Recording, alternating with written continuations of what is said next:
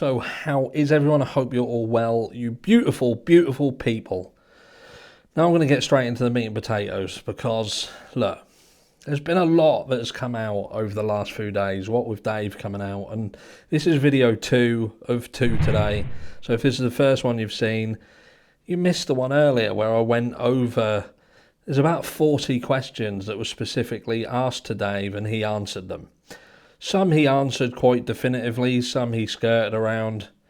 But look, if you haven't seen it, go check it out. Because I must admit, listening to Dave, it's changed a few thoughts. And I have to be honest, this is being over here. You know me, I've always been an advocate more for looking at all sides. And for a long time, it has been quite Brian Koberger heavy in my thoughts that, look, the guy's innocent until proven guilty, which I still 100% stand by. You know, if you haven't got a system in place that works, then it's a dangerous place to be. We need to be able to trust in the system and the system works properly. But for a long time, I was heavily on the side that could Brian Koberger have been set up? Could this have been that he was just a fall guy? He was the person who just fitted the bill. I needed to clean things up real quickly before it started impacting things on a greater level, and perhaps the powers that be decide that he was the person. Even perhaps contemplating the fact that there was something going on in this house and he was taking the fall. But during this journey, there were some interesting questions and some valid questions asked. Who would have done it? What would have been the point of doing it? Would these kids have been involved in the cartel, for instance, and this was some sort of cartel situation? And, you know, numerous things around that kind of principle. Also, we look at a lot of stuff that's happening in the background that don't make sense. Even this latest court documentation issue where it would appear that the prosecution are holding back on certain elements that have been requested in, you know, this discovery request, primarily around the genealogy, DNA. And I did a video the other day that specifically looked at how they found Brian Koberger, and that didn't really answer the question as to how they found him, and that raised the bar when it came to speculation again. How did they indeed find this guy?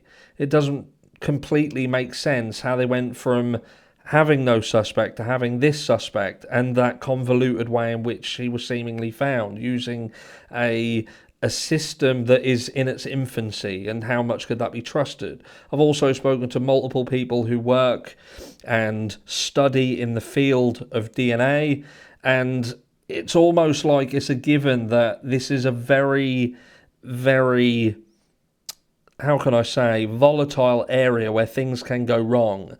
And when it comes to criminal cases, unless that DNA chain has been followed to the letter, then it's very easy for this information to have to be disregarded. We saw a similar situation in the Madeleine McCann case. And again, I've said this multiple times. Some people will have their thoughts and feelings on this case in one direction, others on another. But the DNA played a pinnacle role in what happened in that case. And look, with respect of the information that Dave came out with, my takeaways from that was, look, going into that house, Dylan's room, for instance, it may not have been known to be a bedroom, and if not, it could have been known to or thought of as a closet. So that would almost explain away why someone wouldn't have checked that door, especially if they were on a clock. If your initial thoughts are that room is a closet, not a bedroom, there would be no need to go and open it. Now, the argument still is, did this person have access to this house? Did they have prior knowledge of where people were?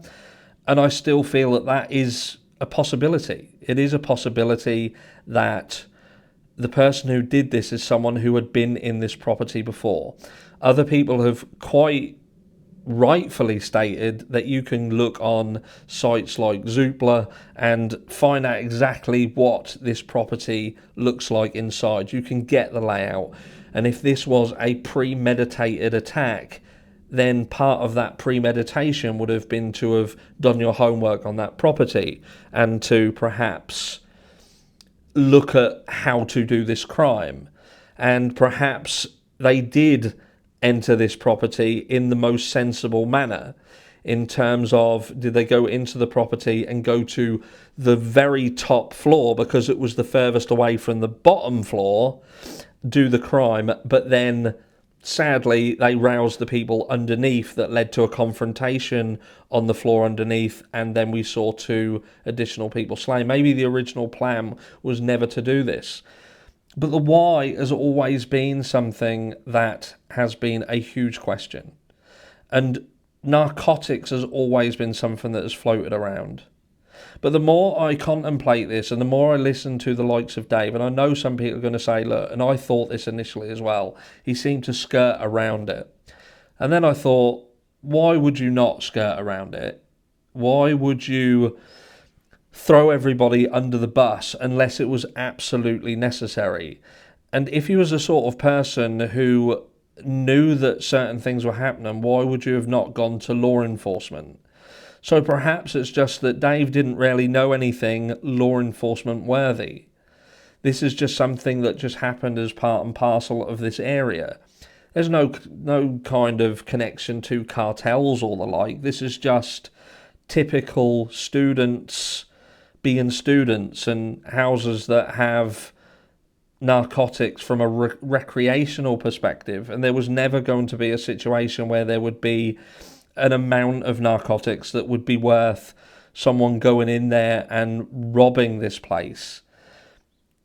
I can't kind of consolidate a narcotic situation into this. I can't factor it to make it completely make sense. I can't at this stage. And hearing that there are multiple houses and some houses that have potentially got perhaps more, why would they have not been targeted? Why this specific house, and why was it attacked in this specific manner? And, loads of people will have loads of questions and their own thoughts and feelings. But the more that these little things come out, like what Dave has said about potentially Brian Koberger been seen the following day and returning, and I think to myself, did Brian Koberger come back the following day because he was looking for the knife sheath? Did he think it was in his pocket and it fell out and he thought that it could have been along that road? Was he walking the path with which he walked to this property? I have to be fair and I have to discuss all possibilities. And the possibility, and a real possibility, is that Brian Koberger did just do this. He did just do it. And what we're seeing is the aftermath of it. And maybe when they say, if it looks like a duck, quacks like a duck, then it is a duck, maybe this is just a guy who considered himself to be smart. He considered that he could commit this crime and get away with it because of the knowledge that he had acquired over his years of academia. And I'm not saying that that's where I'm completely settled on, because if I'm brutally honest, I just genuinely don't know. And ultimately, it doesn't really matter.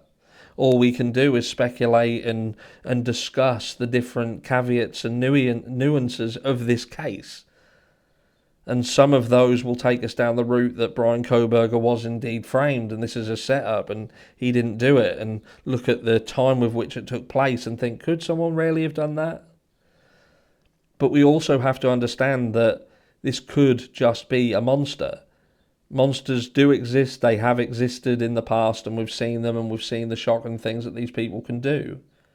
And even if you looked at the likes of Ted Bundy in particular, Ted Bundy didn't look like a serial killer. He didn't speak like a serial killer. He spoke like a normal person. And those who knew of him and reacted with him, they would have been equally as shocked. It's like we're expecting Brian Koberger's head to explode and for spiders to crawl out of it, because that's what it would take for him to have done this. But in reality, a normal person or a normal looking person can be a monster. And when you look at what they're asking for in terms of the discovery and really going balls deep into specific people and specific elements, you wonder whether he is, again, utilising his knowledge of how things can go wrong and how he can look at specific areas, especially around the DNA and how that chain of command went. Could he potentially latch on to things that were not done correctly and therefore utilise that to get this thrown out on a technicality? Is that what Brian Kohberger is pushing towards? Getting a technicality to get him off of this crime? Because the more you hear about what they're asking for and how far they're going in terms of, I want to know this, I want to know that, give me this, give me that. That to me is almost like they're reaching for every single thing they can. And if he simply wasn't there, and it wasn't his car, and he didn't go back there the next day, it wasn't his knife sheath. And look, at the end of the day, the knife sheath, for instance, we don't know that that knife sheath belongs to the murder weapon. We don't. We can assume it does because we know, or we've been told, that the victims were sadly stabbed to death, and that would lead you to believe that the knife sheath is connected to that. Ultimately, it may not be. And perhaps the knife sheath was left there purposefully. A bit of a red herring that could later on in this trial be utilised to the advantage of him being charged. Remember, Brian Kohberger always said that he was eager to get back, to be exonerated. And I think about it and I think, was that his plan all along? Was Brian Kohberger always setting the stage? Was he just someone who just didn't really have a purpose in life? All he had in his life was to be smart. We saw his interaction with the police officer. And even though we can all kind of say that there looked to be nothing nefarious about it, but one element that you could take from it is that he was trying to be smarter than the police officer. He knew where he stood with that. He knew, and he wanted to make it known that he knew, and perhaps satisfy his own want to be right in that situation. And maybe he gave her a shovel and she dug herself a hole. But like I say, I'm just trying to be fair, and I don't know the answers to the questions, and neither do the majority of who watches this video and who watches the many other videos. You know, Ashley Bamfield and co, they know fuck all. None of us know anything. And that's the reality of it. But we do have to be fair. And this recent sort of barrage of information has certainly put me in a position where I now have to decide what I feel is the biggest motivator for this. What was the biggest driver? And if it wasn't narcotics, then what was it? Because if you look at a situation that would mean that Brian Kohberger was set up, or, you know, he was framed for something, that would have had to have been for that reason. That's the only thing that then makes sense, that this must have been something to do with narcotics or something going on in that property that led to a situation that led to them having to cover up the situation, that led to them having to find a fall guy. Now, we did initially believe that it could have potentially just been law enforcement and the university, but then we hear that the university is funded through grants by the government, and at the moment it doesn't seem to have hurt them, and perhaps it wouldn't have hurt them. Again, maybe Dave's point was to do this, to put doubt into people's minds, but then some of the information that he came with did throw certain people under the bus with regards to the delay in the 911 call. He himself said that didn't make any sense. And on the grander scheme of things, when you listen to him and really listen to what he says with regards to getting into trouble, was it just that a bunch of very naive and stupid teenagers, they knew what happened around this house, they knew that there'd been drugs and alcohol, whatever. They didn't really know what had happened. They'd just assumed that it could have potentially been a situation that was exacerbated by something that they had done, and it could lead to them getting into trouble.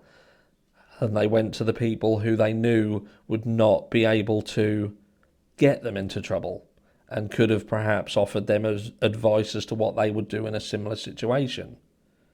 And maybe the delay that we see is just a bunch of, again, immature young adults trying to come to a reconciliation of how we're going to deal with this. What do we need to get rid of to cover our own backs, because we know the shit's going to hit the fan. And perhaps certain things that came later was law enforcement leveraging that fear. And perhaps there are elements of this case and things that have happened that have been pushed, that have perhaps been handled by law enforcement in a way that it shouldn't have been handled. But ultimately, the person who did it is the person that did it. And the real danger now is whether this person is indeed smart enough to beat the system. Let me know down below where you are now, taking everything into consideration, what's happened and what's come out over the last few days. Where do you truly sit? And I'll catch you all in the next one.